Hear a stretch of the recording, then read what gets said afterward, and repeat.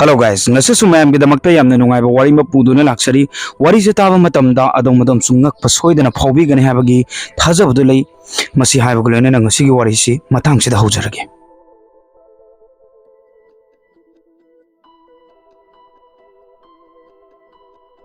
January 2022 dani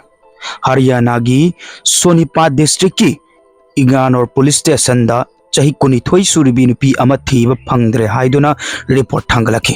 report thangalakpaga police station du da leiriba miyoi pumnamak ngaknakhibani maramdi matam kharagi mamangda mangkhraba nupi machasina achauba exam ama thakiduna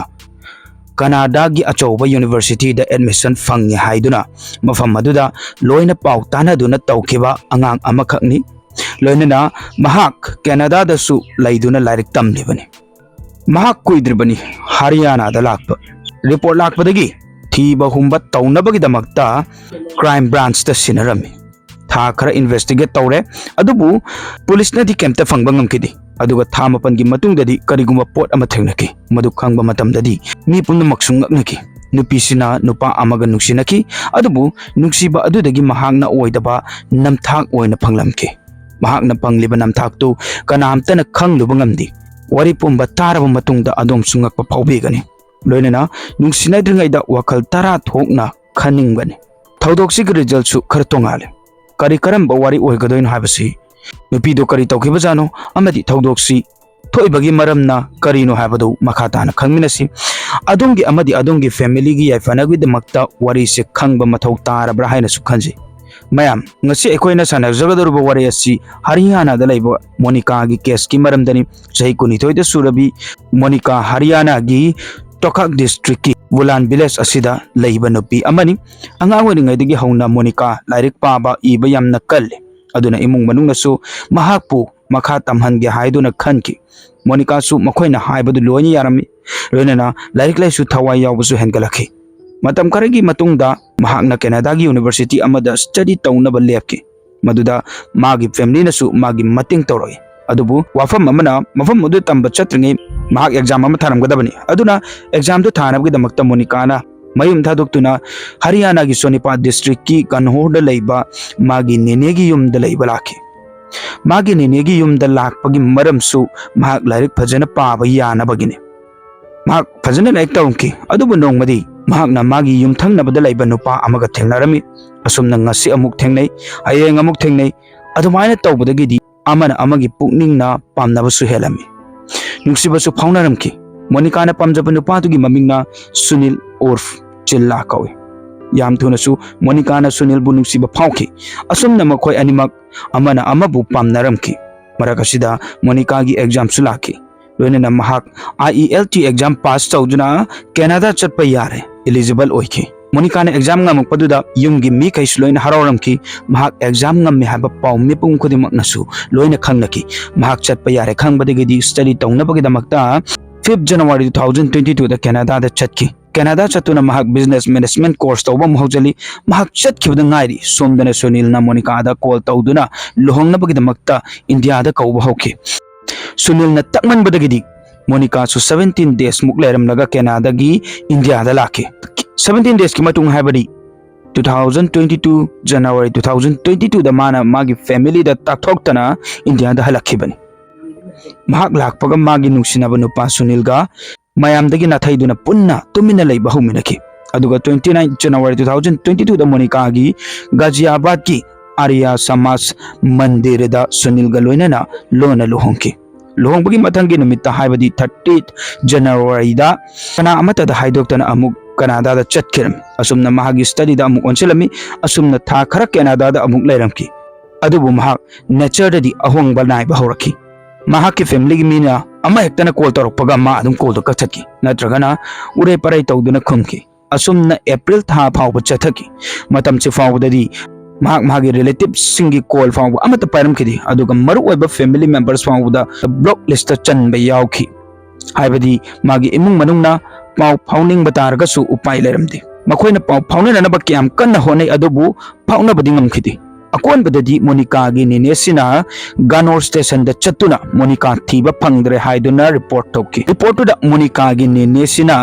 मागी युमथंगनबगी सुनील द मोनिका मांगखिबगी kidnap नत्रगना abduction की थांगलाबनिना police investigation तौब होरमकी अदुबु इन्वेस्टिगेशन यम तप्पन मरम ओइर हारगा मोनिका की फैमिली ना हरियाणा की चीफ मिनिस्टर अमदी होम मिनिस्टर फाउबदा रिटर्न रिक्वेस्ट थाकी केस असिबु क्राइम ब्रांच द सिनो हाइद्र फैमिली सिना रिक्वेस्ट तौबदगी केस सी रोहतक आईजी द सिनखिबनी रोहतक आईजी ना केस सी चिंज बिबानी सियाना टीम द सिनखिबनी फनियामना थीरब मतुंग दसु महाकु थीब फंखिदी फंगद्रे हाइदुनसु तोखिबा लेते मखोय थीबदी लेप्ती कन्ने थीजनबा मतमदा सुनील सी उत्तर प्रदेश ता लै हाइबदी खंखी असुमना पुलिस सु उपाय तौदुना 2 अप्रैल 2023 दा सुनील फाकी अदुगा लोकल कोर्ट पुथोकलखी मदुगी 8 डेज की पुलिस कस्टडी दा लैबा ताखी मसिदगी सु सुनील दा वांग हंगबा होरकी अहानबदा माना पुलिस ता कयमता तौदे लांदे हान खुमनखी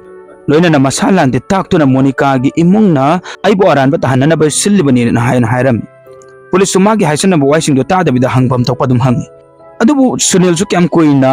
पुलिस के एक्शन दो क्याम कोइना खांगा लेबा ngमगनी महाकी प्लान फेल ओरकी अदुगा यमना अंगप अचुम हाइदरकी महाकना हाइबदा आइगा मुनिका का खंगनबसी महाकना मागी न्यू गी मनाक्ता स्टडी तौबा लाखेदबदन मतमदुदा सुनील से मोनिका गी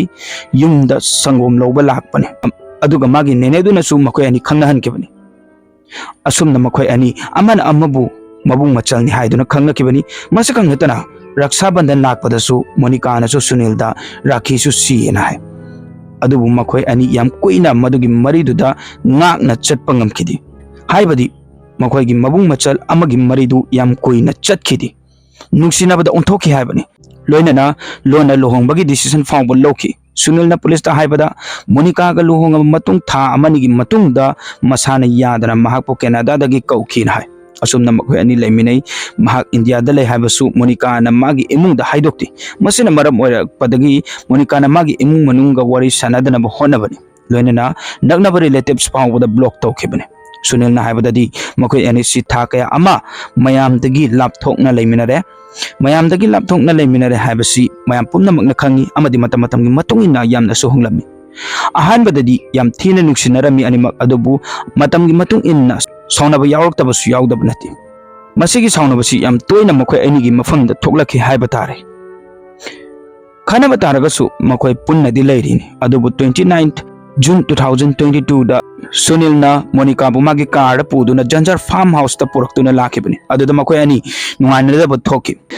कयामुक यामना नुंगाइनखिदबनो हाइबदु मी अचिकपा मफमदुदा गाड़ी दो खामदुना सुनील मागी पिस्तौल दो लखथोकलगा मोनिका गी मकोकता अनिरकाखि सुनील ना हाइबददी माकना मोनिका गी हक्चांग दु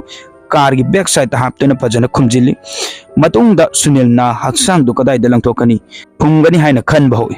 अदुबु मी लाक्ट्रिंगे हक्सांग अदु पुदुना मागी फार्म हाउस ता पुदुना लाखिबनी असुमना कार दो फजना पाक तौसलमने हायरगा कार अदुबु अमुक कबट तौई असुमना खुमजिलगा कदाइदा फुमसिगे हम खली अदुगा सिगी फार्म हाउस सिदा फुमबदी करी काइगेना खले मथंगी नुमिता सुनील ना मी खर कौदुना इमुंग मनुंगदा 10 फीट मुक हंदो ए हायरगा मी सिंगदुना मरम हंगो मतमददी सुनील ना वा फाइदोक्तुना थबक तौबा लोयरगा हलन खेना बाहरमी अदुमनसु मियोय सिंगदु थबक लोयरगा चटकी मखा तारकपदा याम मिटना सिंगना हक्सांग दुबु लौथोरी अदुगा तौरिबा जगा अदुदा मोनिका अदुबु फुमजलमकी महाकना क्याम हाइसिंगना थब अदु तौगी हाइबदा मी अम फावबदा मागी अरान बलम चतु फाब ngमकिदि महाक था कया अम नुंगाइना मागी पुंसीदो लेनकी मागी असेंगबदु ताबदा ngक्तब मी अमत लैखिदि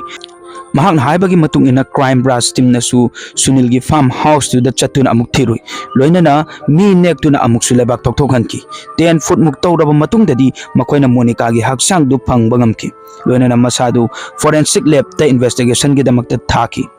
थिगपा मतमदा अमुकसु ngakningai oiba aronba amasu thoglaki madudi chahi kunithoi surabि Monika ना chahi 38 suraba सुनील की नुक्सिबदा ngauki adu hairiba सुनील सिदी हानादगी लुहोंगा लेरिबा नुपा अमा ओरमकी महाकी मचा अनिसु लेरमकी सुनील की वारी खंगलब मतुंगदा महाकपा जेल दा थमकी थाखर की मतुंगदा सुनील ना मोनिका बु हाटपदा सिजनखिबा पिस्तौल अदुबुसु फंकी मसिकक नतना फोरेंसिक टीम ना थिगतपदसु ngसागी पिस्तौल की मरुदु मोनिका की मकोक्तगी लौथोक्तना यावरगा लै हाबसु खंकी वहांग मदे लेरि सुनील ना मोनिका बु यामना नुक्सिरगा करिगी हाटलिबनो हाइदनो पुलिस ने हालिबगी मरम खंगनबा हाइदना सुनील दगी खंगदोकनबा होनखि मदुदा सुनील ना हाइबददी महाक मागी लुहोंगबगी लाइफस्टाइल दो मदुदा कैसु हराउरो अदुना महाक उपाय तौदुना मपालमदा चटपा पामखि अदुबु फनयामना होनबा तारगसु मपानदा चटपा फंगनी हाइबा मा खंगखिदि अदुना मतमदुदा महाक अमुक मोनिका थेंगनखि सुनील मोनिका सी महाक की स्टडी की दमकता कनाडा द चटकदोइनी खंगबदगिदी महाक मोनिका गा का हेना नक्सनबा अमुक हौरखिबनी मरमदी तंजा फंगबदा महाकसु मोनिका न चटखिबदा यहाउगे हाइदुना खनबनी अदुननी मोनिका न कनाडा चटखरब मतुंगदि याम थौना इंडिया दा अमुक कौदुना लुहोंग थोइबदो अदुबु केमतेसु तौदना होनादना चटनिंग हाइदुना हेक्ता चटपा याबदि नत्ति महाकना मखोइगी लुहोंगबदसु कोर्टगा रजिस्टर तौरे अदुबु मोनिका कनाडा की परमानेंट रिजर्व फंगदबना मरम ओइरे हाइरगा मतम अमदा सुनील मागी कनाडा चटपगी प्लान अदु my पाकलोइदबसु मालखिबनी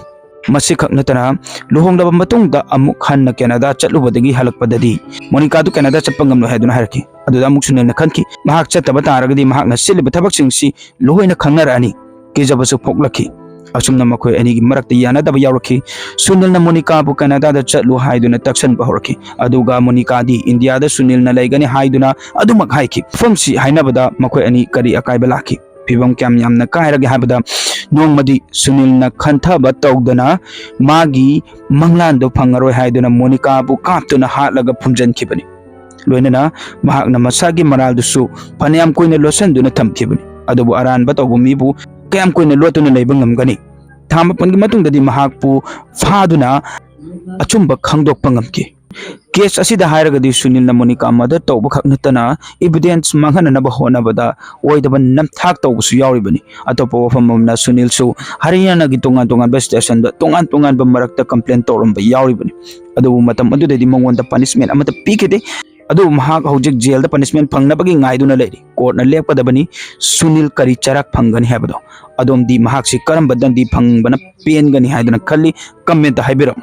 Masih हाइबगा लोइना ngasi wari ji matang sida lotion jarage asigum laba yamna interesting oiba wari ekoi gi channel sida tabining balairaga so ekoi gi channel sida wari ano no thagala pangai duna lebiu haibse thamjabaga loina ngasi gi wari ji matang sida lotion jarage matangi wari da mayam punna thenglarsi yai fare